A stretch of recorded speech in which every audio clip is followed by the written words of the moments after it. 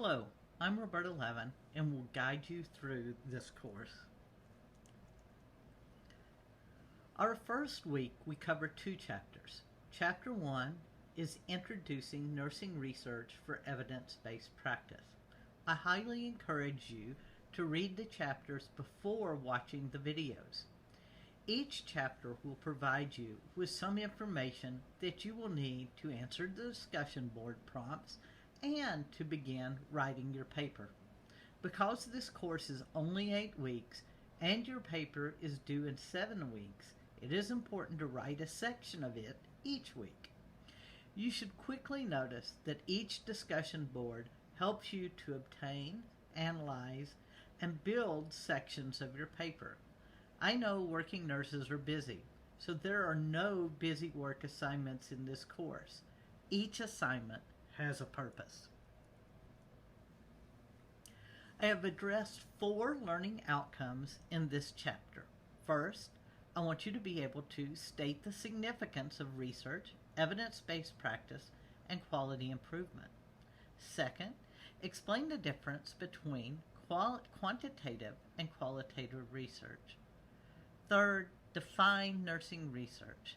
And finally, discuss how to use an evidence hierarchy when critically appraising research studies. Let's start at the beginning with some definitions that will help you to identify the difference between nursing research, evidence-based practice, and quality improvement. They are all important in providing the best patient care. What is nursing research? It is research that is systematic, rigorous, and critical integration that aims to answer questions about nursing phenomena. It answers questions that are important to nursing and nursing practice. In the clinical setting, it is referred to as clinical nursing research. Evidence-based practice is the collection, evaluation, and integration of valid research evidence combined with clinical experience and understanding of patient and family values and preferences to inform the clinical decision making. And finally, quality improvement is the systematic use of data to monitor the outcomes of care processes, as well as the use of improvement methods to design and test changes in practice for the purposes of continually improving the quality and safety of the healthcare system. Just a quick explanation of some of the differences. You will notice that research is systematic, rigorous, and critical investigation. You are trying to answer a question about a nursing phenomena, whereas evidence-based practice takes that research that is already done and it combines it with personal clinical experience and understanding of the patients and their values. Quality improvement, on the other hand, is usually very specific to one setting, one hospital, one healthcare clinic, and it looks at the data of the patients and the way you are providing care to determine if there's a way that you can improve processes to improve your care at your site specifically. As nurses, we all play a role in the research process. Those roles vary a lot. It can be from the person that came up with an idea for a research, the person that gathers the information, advising people on participation, searching for evidence related to practice problems, participating in journal clubs, or serving as the principal investigator of a research study. And then there are the people who write, publish, and teach. Everybody in nursing has a role to play, and in almost all healthcare facilities, you can get involved in nursing research. One of the things I like to do is begin by cautioning people that research only provides us some of the evidence. Many researchers will quickly tell you that it is the best evidence, and yet we know that Piaget did not do research that was dependent on statistical analysis or large studies. We also know that the best evidence can change quickly as methods and new knowledge becomes available, especially related to new diseases, such as we saw during COVID. Then there is the research that manages to be published and is later shown to be inaccurately analyzed. Nursing research is generally conducted in one or two paradigms. A paradigm is a philosophical or theoretical framework that gives us a perspective on how something works. The two paradigms that nursing research usually works within are the positivist paradigm, which emphasizes the rational and the scientific, and the constructionist paradigm, which describes constructivism philosophy paradigm as an approach that asserts that people construct their own understanding and knowledge of the world through experiencing things and reflecting on those things. Each of these has research methods that are associated with them. We will discuss some of those methods shortly. Assumptions are those things that are believed to be true without verifying them to be true. Not surprisingly, the assumptions for different paradigms are often different. This in turn influences the type of research question. For example, nature is ordered and regular. Reality exists independent of human observations. Determinism says that phenomena are haphazard, but have antecedent causes. If one has the perspective on their approach to research, then you would expect them to have an approach that is very controlled, so research is precise. Kind of like the British Bake Off master bakers' approach to baking, which is very precise in their measures and how they do things, as opposed to my approach, which is more of a Zen approach of it feels good. I would not make a very good determinist.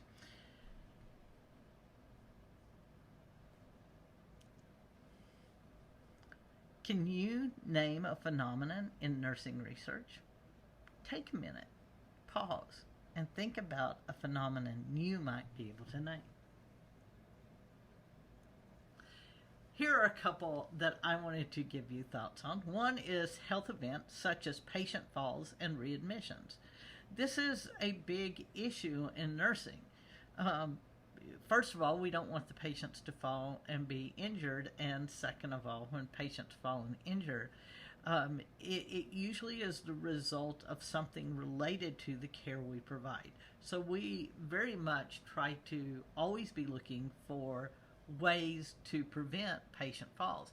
And then, of course, with readmissions, a lot of the way hospitals and healthcare clinics and facilities are assessed, and the providers that care for them, mainly the physicians, is how many readmissions they have within a set period of time after being discharged. And this is considered a negative indicator of the quality. So it basically implies that something was absent in the quality of care. And then another one that I always think of is health outcomes such as pain. And we always know that we are assessing the pain of the patients. And that is always one of the things that you can look at. And I'm sure you came up with many others. The scientific method and quantitative research. This is important. In this course, I want you to clearly understand the difference between quantitative and qualitative research. Here we begin with quantitative research. Let's begin with a few definitions. The scientific method is orderly procedures to gather primarily quantitative information. It is systematic and a rigorous attempt to limit bias. Empirical research is when evidence is rooted in objective reality rather than personal belief.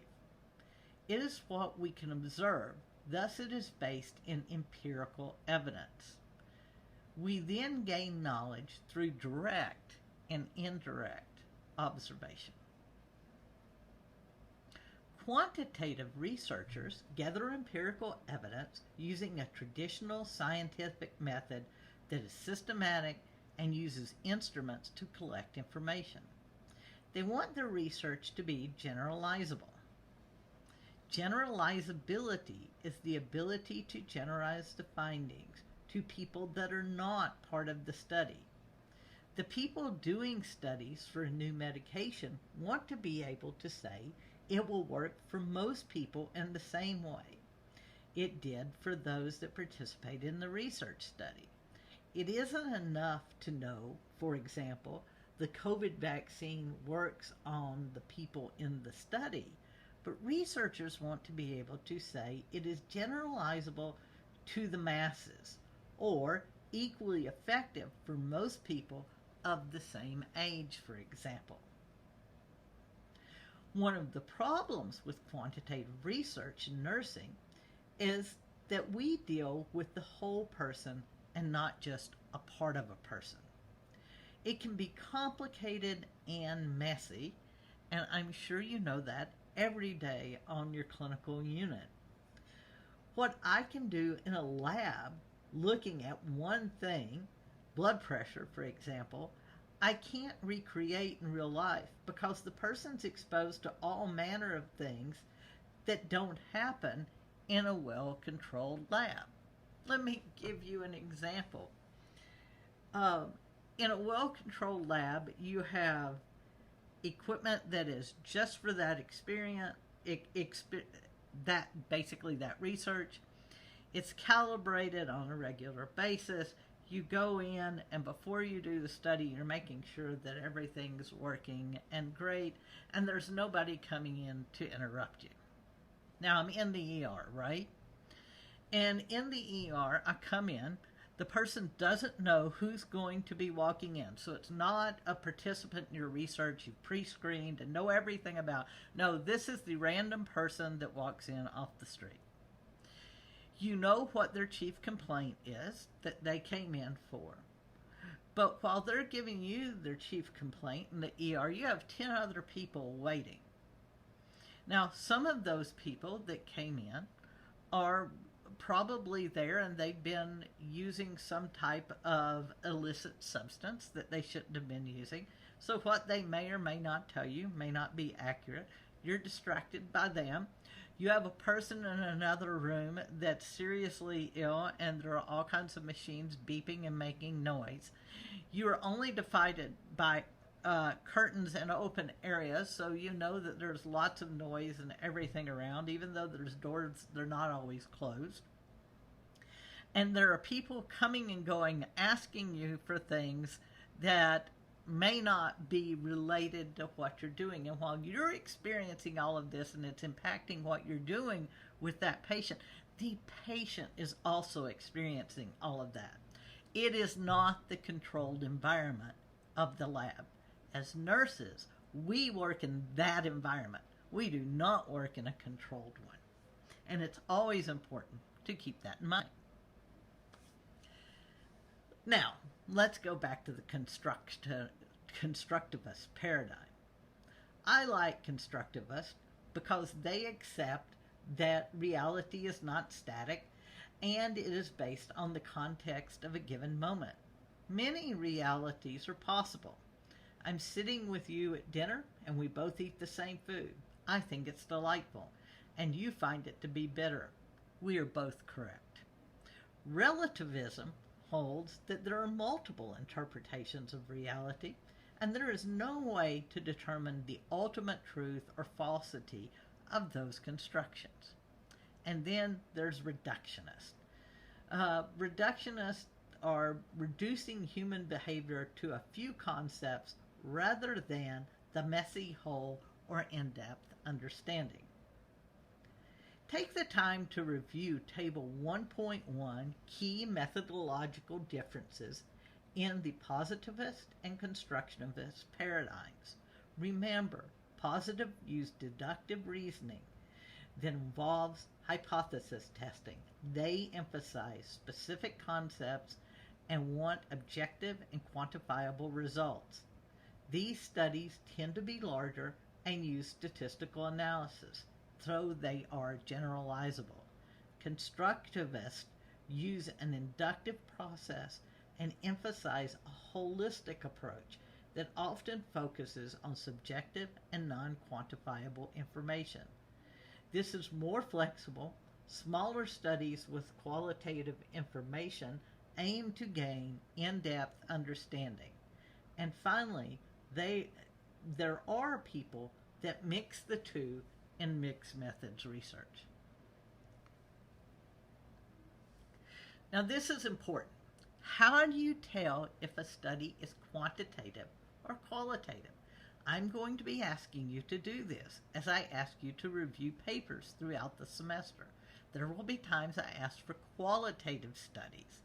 Those are studies that may have no tables and only demographic tables telling you things like how many participants were male, female, intergender, etc. Or they may be quantitative studies, and there will be time I will say I want you to get quantitative studies.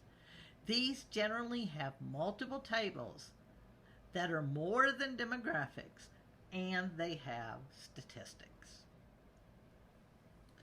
Let's take a look at this table, and I gave you the link to it so you can pull it up and save it. Sometimes the things I find elsewhere are more helpful to you, or at least give you another perspective than the things you may have in the textbook. So you'll find throughout the semester that I sometimes provide these links to things that I found helpful. And it walks you through the difference of qualitative research and quantitative research.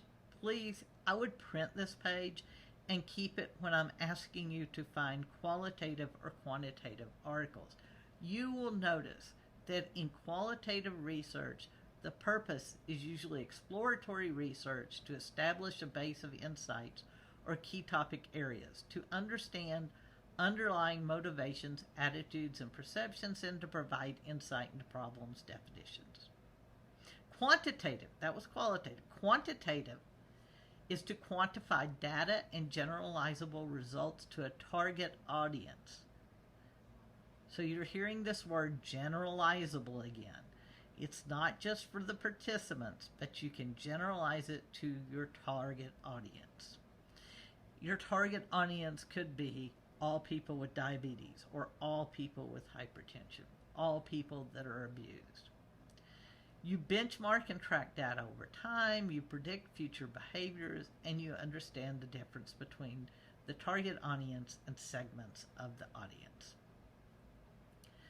In qualitative research, your sample is generally small, and there's no statistics. In quantitative research, you generally have a larger, broad sample, and there are usually a lot of statistical projections.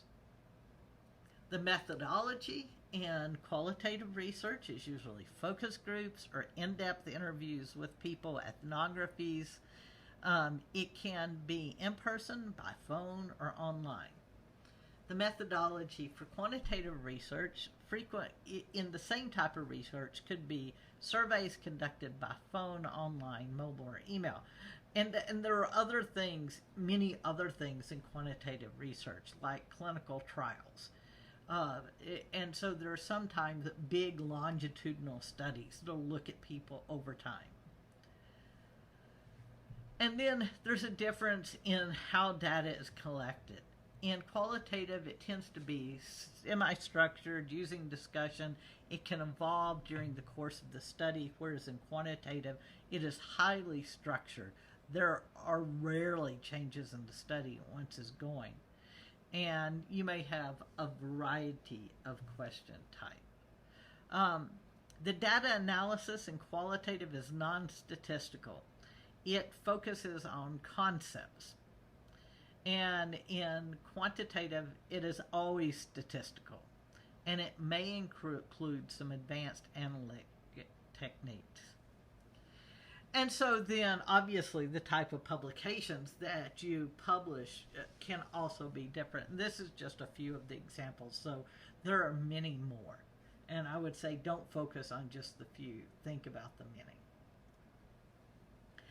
As you are going through the course, one of the things we'll talk about is the hierarchy of evidence. In nursing, we used evidence-based practice for decision-making and problem-solving that is based on a nurse's clinical experience, patient preferences and values, and best evidence. We must then be able to identify the best available evidence. This is considered primary studies that have been peer-reviewed to see if the evidence is sufficient. When we engage in evidence-based practice, we begin with a well-worded clinical question. Your textbook uses the question, is a fish oil enhancement nutritional supplement effective in stabilizing weight in cancer patients with cachexia? You can identify good questions by using PICO questions. P in PICO stands for the population of patients you want to study. I is the intervention. C is the comparison. And O is the outcome. Please review Figure 1.2 Evidence Hierarchy and Table 1.3 Question Templates for Clinical Questions that are both in your textbook. If you review Table 1.2, you will notice that some evidence is considered better than other evidence. The systematic review is the highest level of evidence, followed by the randomized controlled trial, and at the bottom is non-research, such as expert opinion. You will also notice that qualitative studies are near the bottom. We could argue in nursing whether or not this needs a little readjustment, but for the purposes of what we do, this is the accepted standard. We said that systematic reviews were the top level of evidence. So what is a systematic review? A systematic review is a summation of assessments of a group of research studies that test a similar question. They are based on clear questions, a detailed plan including a search strategy, appraisal of groups of studies related to the question. In other words, the person who is interested in a systematic review goes out and finds all the studies that have been done that are based on the research question that they are interested in. I might be interested in a systematic review of outcomes for people with hypertension following a disaster. I would then do a literature review. I would go search for all the articles for anybody has published data on this, and I would analyze those articles. A meta-analysis is a little bit different. It is a summary of a number of studies focused on one question or topic, and it uses a specific statistical methodology to synthesize the findings in order to draw conclusions about the area of focus, which essentially means they take the data from all of the studies and they use them to make an assessment. And the final one is an integrative review. And it is a focused review and synthesis of research or theoretical literature in a particular focus area, and includes specific steps of literature integration and synthesis without statistical analysis. It can include both quantitative and qualitative articles. What I will ask you to do this semester, is to essentially do an integrative review. Now, I am not wanting you to do the huge integrated review you will see published in journals. People take a year to do that. They have teams that work with them. And you have 8 weeks. So I'm limiting the number of articles that I actually want you to use. But I want you to learn the format. I think it's important. We will look more at this in future chapters. Let's end this chapter with a view of the steps in evidence-based practice and the steps in the research process. You'll notice there are more steps in the research process. Evidence-based practice starts with a burning clinical question, and we've all had those questions. And those questions usually drive us to look for a way to say, is there a better way to do this? We do this by collecting the most relevant and best evidence, and we just reviewed the hierarchy of evidence. After we have all the articles we want, we critically appraise the evidence to see if there is consistency in what is being said. We integrate all the evidence with one's clinical experience, patient preferences, and values in making a practice decision or change, and then we evaluate that practice decision or change and see if what we did actually worked. The research process is a little bit more detailed because you have to identify an area of interest or a phenomenon, and we previously talked about the phenomenon. We formulate a research question. We then review the literature, select a conceptual model, choose a research design, obtain IRB approval, and next week you will be doing your ethics training, which is a city course. You will collect and analyze data, then you will interpret the results, and you will communicate the findings in writing. This was a very quick overview of some of what we will be covering this semester. We will go into more detail as we move through the 8 weeks. If you need to contact me, please feel free to email me questions. If you're in my class, you have my cell phone number. Feel free to text me. A lot of times I get a lot of emails, and they will get lost at the end of the day. And the best way, if I haven't responded to you in a timely fashion, is to just text me and say, check your email. And I always will. Thank you.